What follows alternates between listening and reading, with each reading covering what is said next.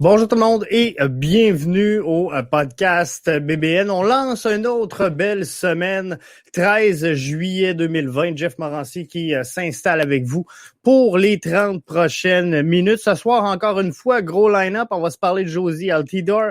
On va se parler, bien sûr, de la question Twitter.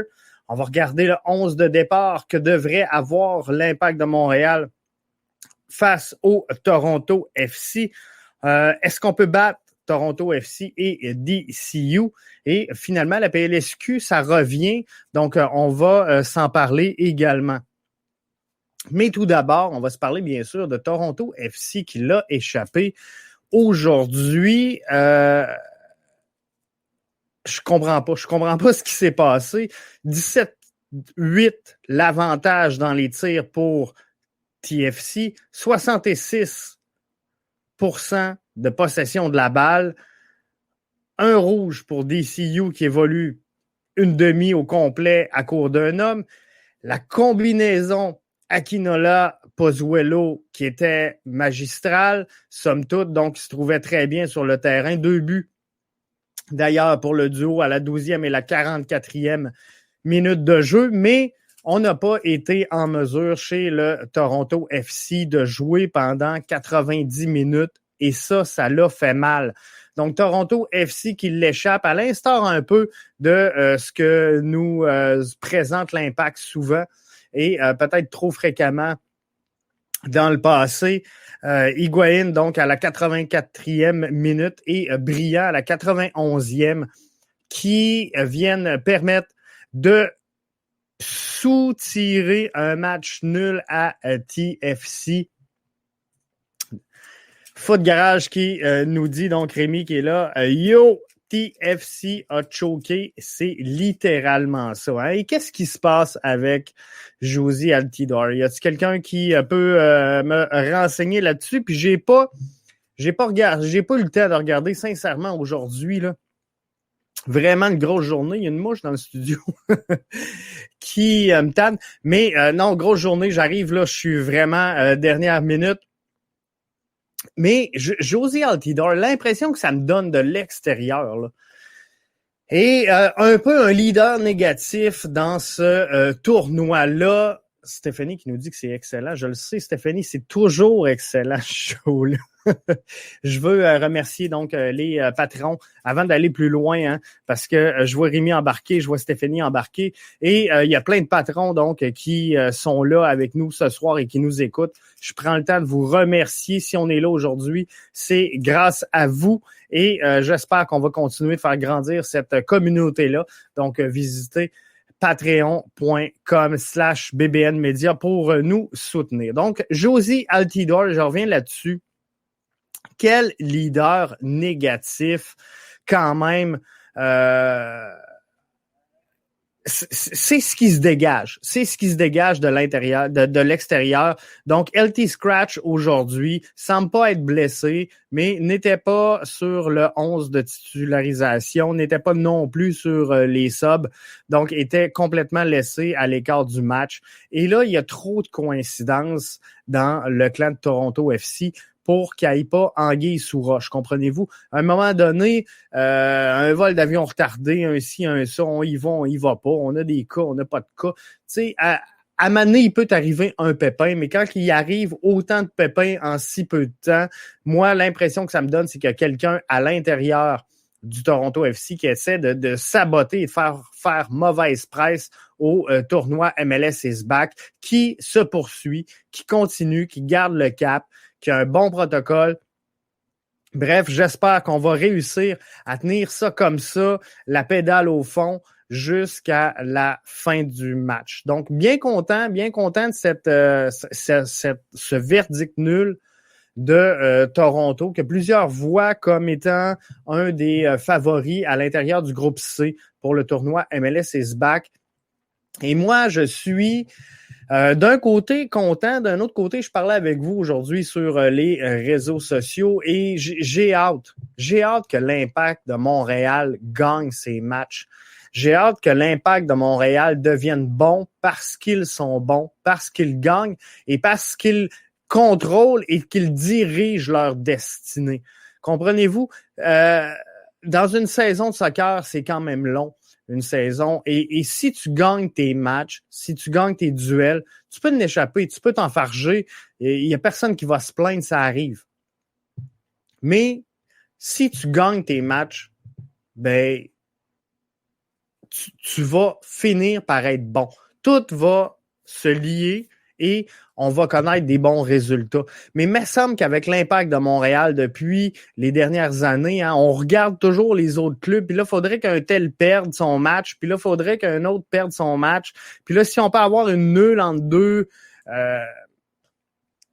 la meilleure façon pour l'Impact de ne pas se mettre dans le trouble, c'est de jouer 90 minutes et de gagner ses matchs. Alors, c'est juste ça qu'il faut faire chez l'Impact de Montréal. Avoir ce fameux couteau-là entre les dents et vouloir tout arracher pour la cause et la fierté de porter le maillot du bleu, blanc, noir pour finalement l'emporter parce qu'ils veulent l'emporter, parce que le collectif est bon et parce qu'on est maître de notre destin. Donc, j'espère que l'Impact va réussir un jour à arriver là. Et c'était un peu en lien avec ma question Twitter du jour. Comment on va faire lors du prochain match pour battre Toronto? Je vous avais donné 4 choix de réponse. Partir fort à 4%. Ne pas donner le premier but, 0%. Ça m'étonne parce que souvent dans un match, on ne veut pas concéder le premier but. On veut être l'auteur. Donc souvent, on va partir un 20 minutes très, très fort, très, très haut sur le terrain pour essayer de marquer un but, quitte à fermer. Puis là-bas, il y a pas de supporters, il y a pas de cop, il y a personne à impressionner chez l'Impact de Montréal. Tu vas là, l'objectif était clair, c'était de ramasser 9 points et de rentrer à la maison. On a juste ça à faire. Alors, pour moi, marquer le premier but était important et jouer 90 minutes, 27%. Toutes ces réponses, 69%. Donc, chacun, la majorité d'entre vous qui avez participé aujourd'hui à la question Twitter du jour, vous voyez la même chose. Faut que le club parte fort, faut pas concéder le premier but et faut jouer 90 minutes. Donc, à partir de là, on va essayer ensemble de se bâtir un 11 de départ pour réussir à faire de quoi d'acceptable dans ce match-là et de donner une belle prestation. Je pense que l'Impact est capable de sortir fort, l'Impact est capable de sortir en jambes et déterminé.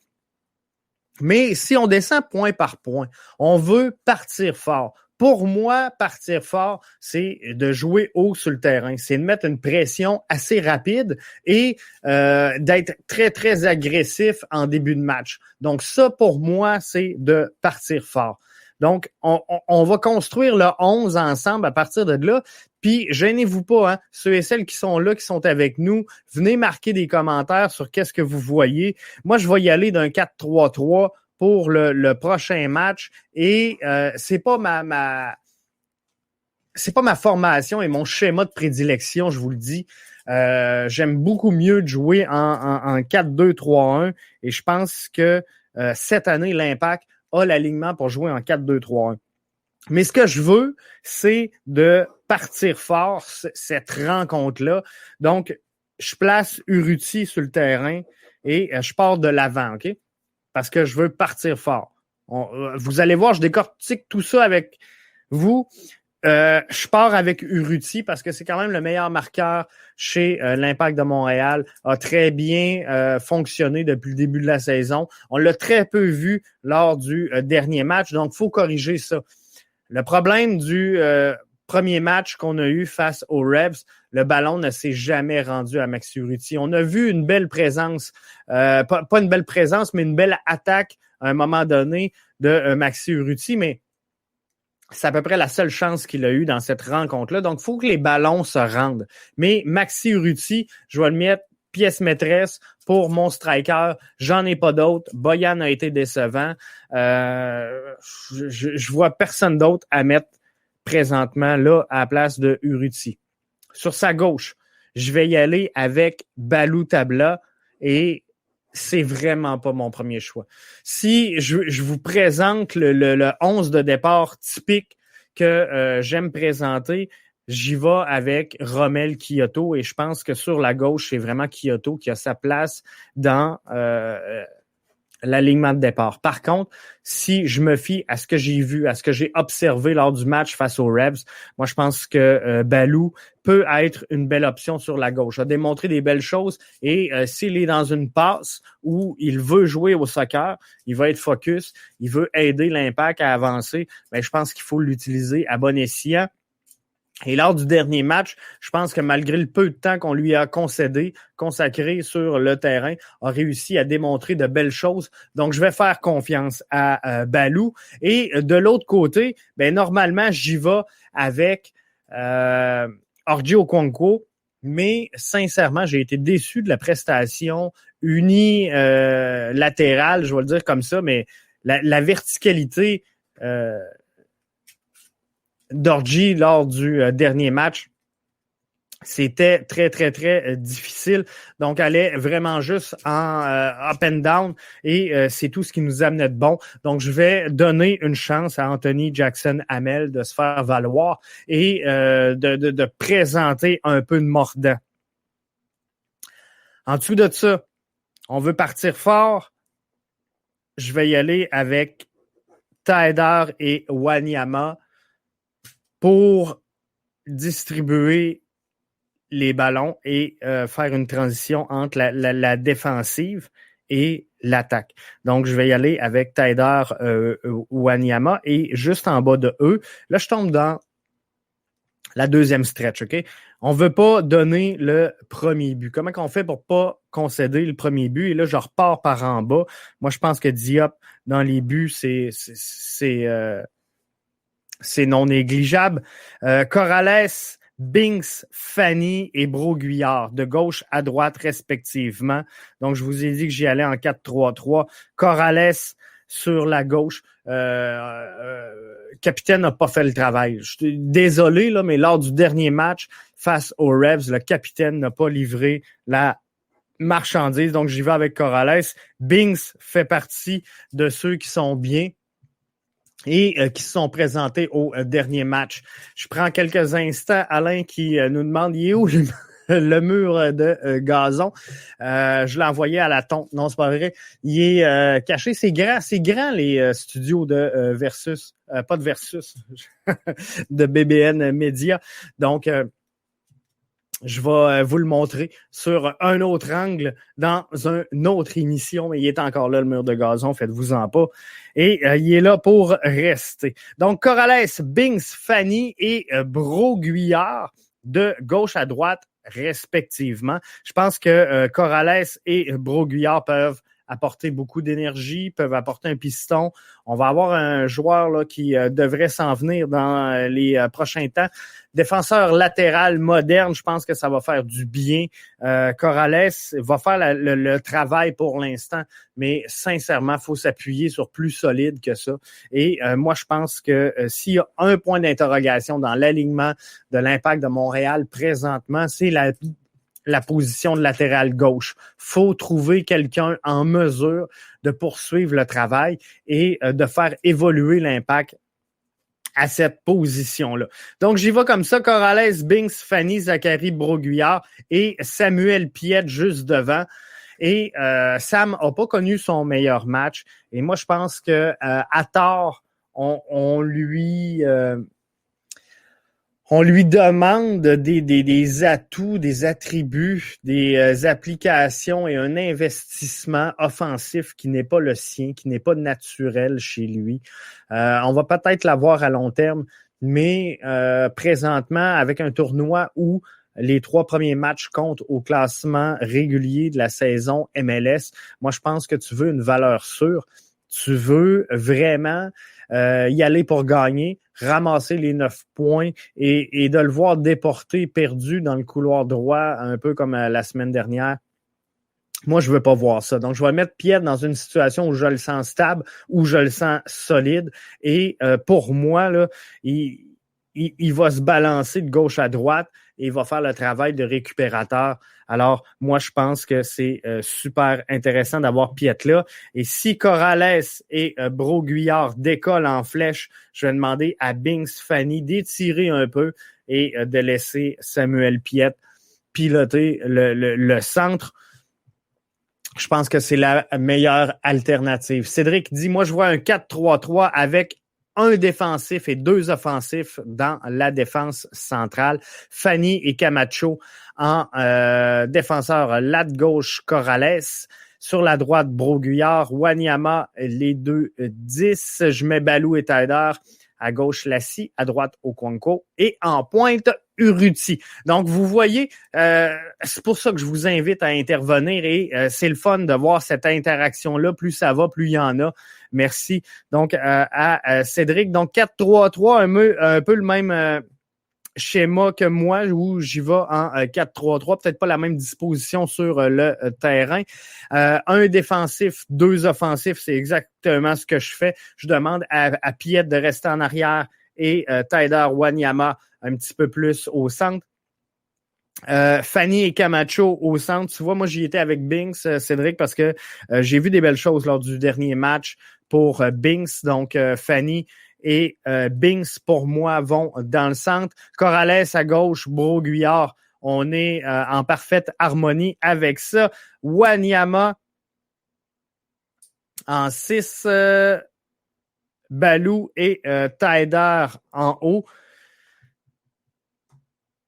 À gauche, Lassie, à droite, Okonkwo. Tu vois, c'est là, c'est dans la mise en place du schéma en haut où ce que on se rejoint pas tout à fait, mais c'est bien correct comme ça et c'est le fun d'avoir votre vision des choses, mais le but donc dans tout ça est de ne pas donner le premier but, de partir fort et de jouer, parce que c'est là qu'on arrive, de jouer 90 minutes de jeu et c'est important, surtout sous la chaleur de Orlando. Hein. Il fait très chaud, très, très chaud là-bas. C'est pas facile de jouer des matchs et de les finir, c'est encore plus dur. Et on le voit là, TFC qui l'échappe en fin de rencontre. Higuaín qui marque à 84 et Brillant à la 91e minute. Hey, merci Gladmat.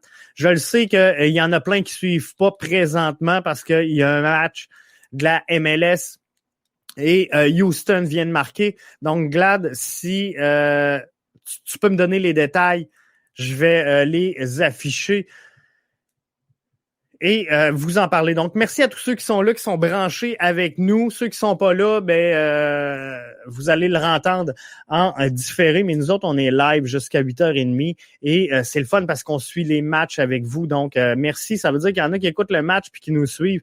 C'est génial, j'aime ça. Merci, Gladmat, pour l'info. Et j'ai-tu ça avec moi? Je vais prendre 30 secondes. J'ai fait 70 $ à parier sur les matchs et ce soir, j'ai parié que Houston allait gagner et que le LA Galaxy allait gagner.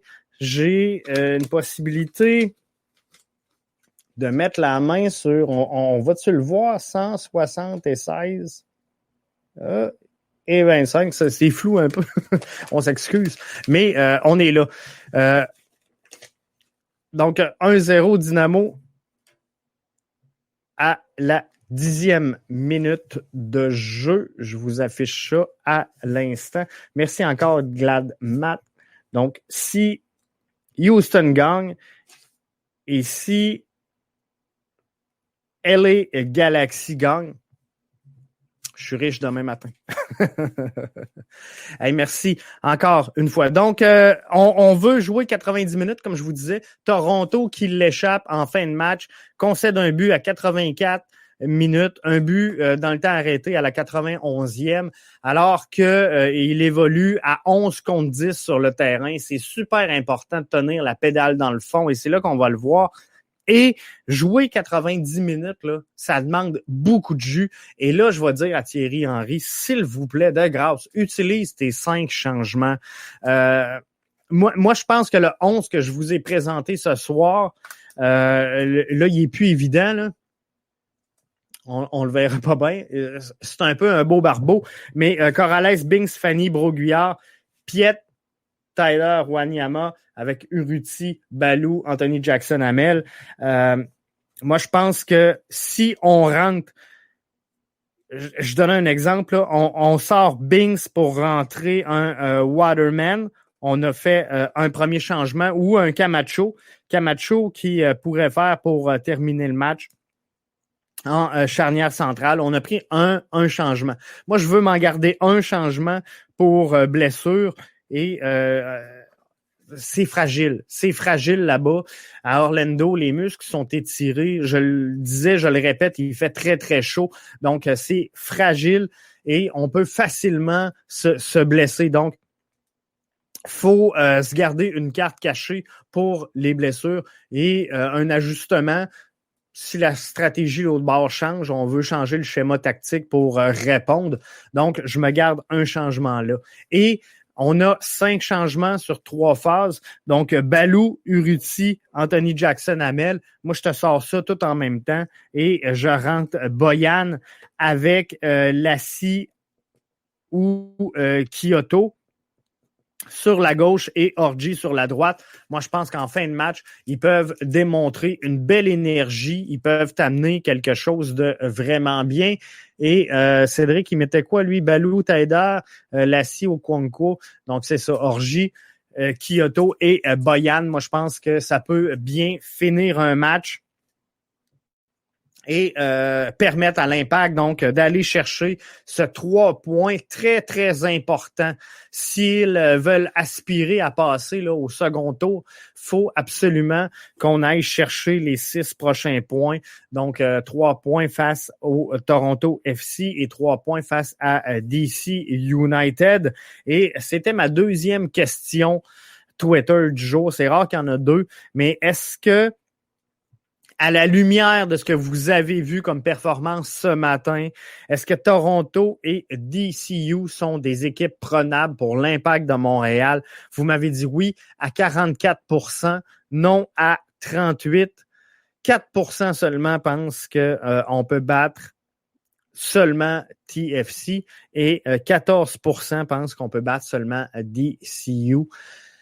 Moi, je pense que sincèrement, à ce que j'ai vu, là, les 2 équipes sont prenables. Si on est en mesure de maîtriser Akinola, Pozuelo, faut vraiment les empêcher. Et je pense qu'avec un triangle, là, Piet, Binks, Fanny, moi, je pense que c'est pensable. C'est pensable qu'on puisse les contrôler, mais il faudra aller tout de suite au contre et ne pas laisser le ballon progresser. Hein. Souvent, là, ce qu'on va faire, c'est qu'on va laisser le jeu redescendre jusqu'à temps que les défenseurs ou le demi-défensif montent sur le ballon.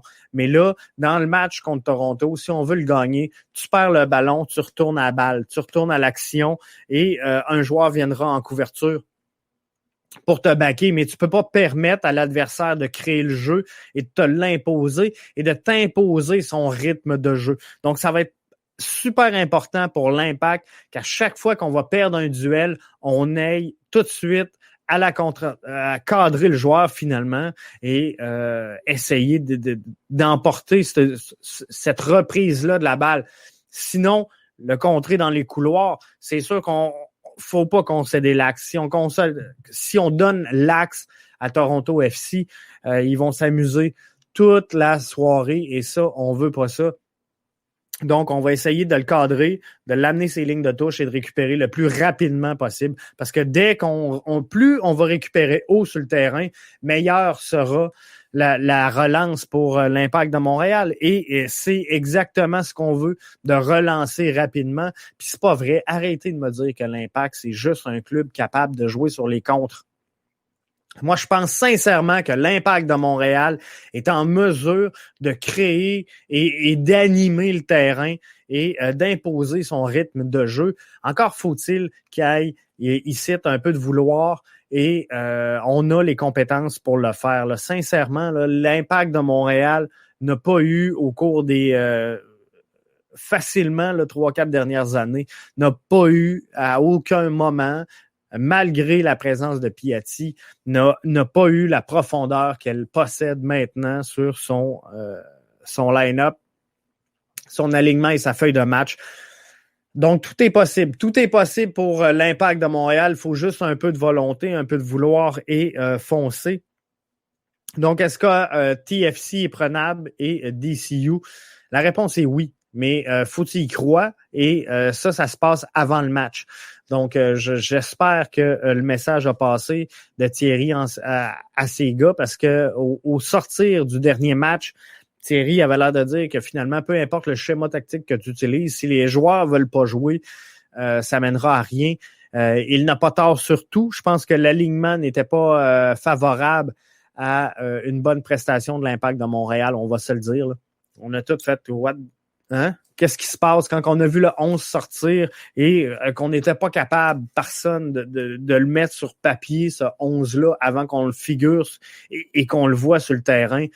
Ça n'a juste pas de sens, comprenez-vous? Donc, il faut y aller avec quelque chose qui fait du sens à la base et après, on demandera aux joueurs de jouer. Mais peu importe le schéma, même si Thierry Henry voudrait y aller avec une 9, ben, il faut que les joueurs jouent, comprenez-vous? S'il n'y a pas d'émotion, s'il n'y a pas de vouloir, ben, il n'y a pas de match. Il n'y a pas de match. De donner ça tout de suite à Toronto FC puis rembarquer dans l'avion, revenir, là, ça sert à rien. Si les joueurs veulent pas jouer, il n'y a rien à faire. Donc, il faut un peu de volonté de gagner.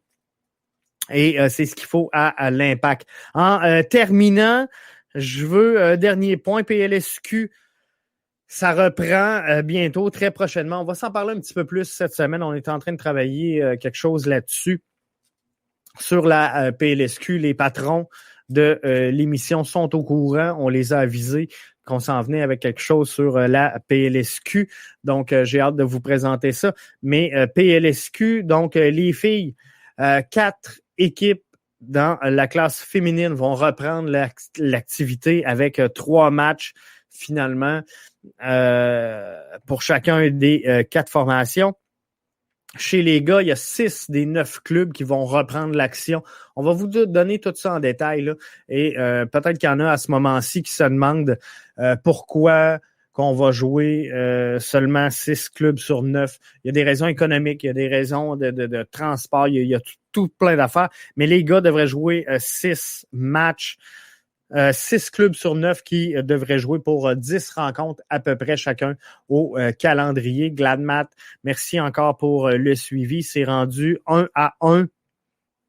LAFC qui vient de créer l'égalité et à ce moment-ci, je vais tranquillement, pas vite, vous abandonner et je vais aller moi aussi m'asseoir devant TVA Sport pour regarder les matchs de ce soir. Donc, Houston l'emporte, je vous le dis, le LA Galaxy va défaire Portland. C'est ma prédiction. J'espère que ça va marcher. Mais il n'y a plus rien qui me surprend. Si j'aurais voulu y aller avec une valeur sûre, ça aurait été LAFC. Mais j'y crois. Je pense que Houston peut surprendre dans cette rencontre-là, tout comme je pense que le LA Galaxy devrait battre les Timbers du côté de Portland. Je vous donne rendez-vous demain 20h pour une autre édition du podcast BBN. Et je veux vous remercier donc en terminant d'être là, d'être à l'écoute, de participer. Hein. Il n'y a jamais eu autant de participation qu'il y en a eu ce soir. Merci, c'est vraiment plaisant de discuter avec vous. Et merci à tous nos patrons. Les patrons, c'est ceux et celles qui ont accepté de mettre 1 piastre, 3 piastres, 6 piastres ou 9 $ par mois et d'investir dans BBN Media. C'est grandement apprécié et je vous remercie de le faire. Et je vous invite à le faire et à le partager si vous le faites. De toute façon, je vais vous mentionner sur les réseaux sociaux et on a du beau contenu quand même réservé à nos patrons, du contenu exclusif que vous verrez pas pour les autres auditeurs, auditrices. Donc, merci à tous et à toutes nos patrons de nous permettre de continuer de croître et de grandir. Donc là-dessus, c'était Jeff. On se donne rendez-vous demain 20h pour une autre édition du podcast BBN à BBN Media.